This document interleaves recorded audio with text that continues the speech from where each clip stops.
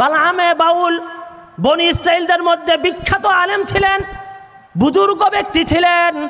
শুধু বিখ্যাত বুজুর্গ ব্যক্তি ছিলেন নয়, আলেম ছিলেন নয়, বরঞ্চ তিনি মুস্তাজাবুদ দাওয়াত ছিলেন। তিনি যদি কোনো আল্লাহ তাআলার কাছে কোনো হাত তুলে মোনাজাত করতেন, আল্লাহ তাআলার কাছে কোনো কিছু চাইতেন, মহান আল্লাহ রব্বুল আলামিন তার দোয়াকে কবুল করে নিতেন। এমন একজন হেদায়েতপ্রাপ্ত ব্যক্তির কথা আল্লাহ রব্বুল আলামিন সূরাতুল আরাফের 175 এবং 76 নম্বরের মধ্যে বর্ণনা করে দিয়ে বললেন, আমি তাকে হেদায়েত দিয়েছিলাম, কিন্তু সে হেদায়েত গ্রহণ করতে পারেনি, সে হেদায়েত ধরে রাখতে পারেনি।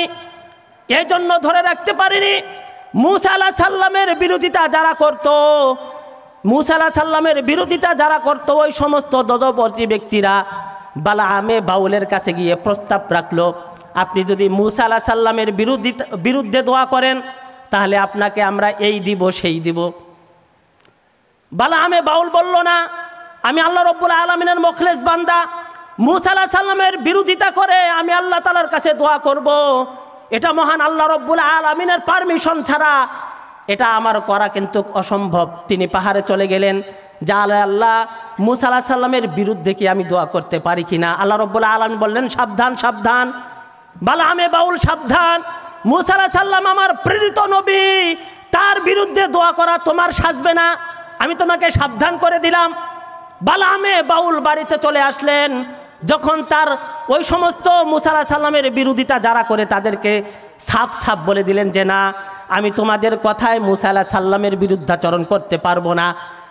তখন তারা কি করলেন, বালামে বাউলের সুন্দরী স্ত্রী ছিল, তার কাছে গিয়ে প্রস্তাব দিলেন, তোমার স্বামী যদি আমাদের কথা অনুযায়ী মূসা আলাইহিস সালামের বিরোধিতা করে, বিরুদ্ধে দোয়া করে, তাহলে আমরা তোমাদেরকে উপঢৌকন দিব, হাদিয়া তোহফা দিব, মালা মাল করে আমি তোমাদেরকে লালে লাল বানিয়ে দিব। মহিলা বলে কথা, কি বলে কথা, নারী বলে কথা।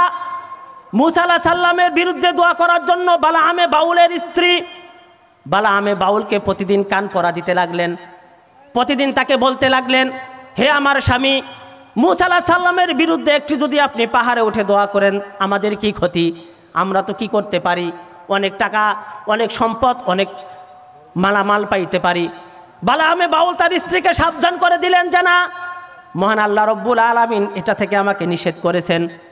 কিন্তু তার স্ত্রী নাছরবান্দি, তার স্ত্রী তাকে এভাবে ধরলো যে সে এটা না করে কিন্তু পারলো না, নাউজুবিল্লাহ। কারণ সুন্দরী স্ত্রী রাতের বেলা কান পরা দেয়, দিনের বেলা নানা কটূক্তি কথা শোনায়। স্ত্রী, যাদের ইমামদের স্ত্রী, হুজুরদের স্ত্রী, এই ব্যক্তিও কিন্তু স্ত্রী এবং নারী, নারীর খপ্পর থেকে সাবধান, নারীর খপ্পর থেকে সাবধান। বালামে বাউল তার স্ত্রীর কথা আর ফেলতে পারলেন না। এমত অবস্থায় যখন মাল সম্পদের লোভে পড়ে বালামে বাউল, স্ত্রীর সৌন্দর্যতার লোভে পড়ে বালামে বাউল পাহাড়ে উঠে মূসা আলাইহিস সালামের বিরুদ্ধে দোয়া করার জন্য উঠতেছিলেন। আর যখন দোয়া করতেছিলেন, আল্লাহ রব্বুল আলামিন সূরাতুল আরাফের 176 নম্বরে বলে দিয়েছেন, ফামাসালুহু কামাসালিল কালব, সে হলো কুকুরের মতো, নাউজুবিল্লাহ। সে হলো কি, কুকুরের মতো।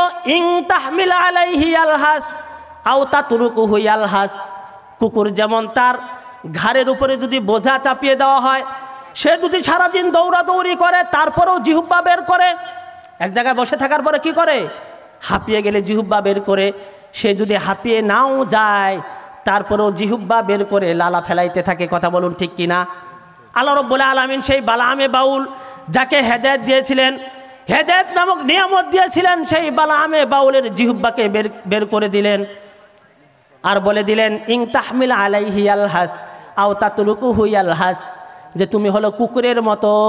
কারণ তুমি কি করেছো, ওয়ালাউ শি'না লা রাফা'নাহু বিহা ওয়ালাকিন্নাহু আখলাদা ইলাল আরদি ওয়াত্তাবা হাওয়া। তুমি যে এই দুনিয়ার সৌন্দর্য, চাকচিক্য, লোভনীয় বিষয়কে লোভ থেকে সামাল করতে পারোনি, এই জন্য আমি আল্লাহ রব্বুল আলামিনের যে নিয়ামত তোমাকে দিয়েছিলাম, আমি আল্লাহ রব্বুল আলামিন যে তোমাকে মালামাল করেছিলাম, গনিমত দিয়েছিলাম, ইমান দিয়েছিলাম, হেদায়েত দিয়েছিলাম, আমি আল্লাহ তাআলা তোমার কাছ থেকে আমি কি করলাম, ছিনিয়ে নিলাম। নাউজুবিল্লাহ। আমি মহান আল্লাহ তাআলা তোমাকে অনেক বড় উঁচু স্থানে রেখেছিলাম, তুমি এই গনিমতকে মনে করনি, তুচ্ছ মনে করেছো। আমি এ মহান আল্লাহ তাআলাকে ভুরি আঙ্গুল দেখিয়ে তোমার সৌন্দর্য স্ত্রীকে প্রাধান্য দিয়ে পাহাড়ে ওঠে, আমি তাকবীর দেব না, হ্যাঁ উনি আসলে ছাড়িয়ে দেবো, সমস্যা নেই। পাহাড়ে উঠে আমি মুসা আলাইহিস সালাম আমার প্রেরিত নবীর বিরুদ্ধে তুমি দোয়া করেছো, এটা মহান আল্লাহ রব্বুল আলামিনের কাছে ভালো লাগেনি। একজন হেদায়েতপ্রাপ্ত ব্যক্তিকেও মহান আল্লাহ রব্বুল আলামিন গজবে পতিত করেছেন, বলেন নাউজুবিল্লাহ। এই জন্য আমি বলতে যাই, যারা রমজান আলী ছিলেন, রমজান মাসে হেদায়েতের মধ্যে ছিলেন, তারা যদি এখন মনে করেন আমার জন্য রমজানই যথেষ্ট, তারা এই বালামে বাউলের দিকে তাকাবেন। তারা যদি মনে করেন আমার জন্য রমজানই যথেষ্ট, তারা সূরা নাহলের 92 দিকে আয়াতের দিকে তাকাবেন, যে নারীটা সারাদিন সুতা বুনার পরে সন্ধ্যার সময় সুতাকে ছিন্ন ছিন্ন করে ফেলে, টুকরো টুকরো করে ফেলে। এই নারীর সারাদিন এই ব্যস্ততা, এই কাজ, এই কষ্টের যেমন আর কোনো কি নাই, মূল্য নাই, ঠিক তেমনিভাবে সারা মাস রোজা রাখার পরে যেই সমস্ত ভাইয়েরা, যেই সমস্ত বোনেরা নিজেরা এখন আমল থেকে দূরে, তাদের কিন্তু রমজানের এই আমলগুলো কোনো কাজে আসবে না।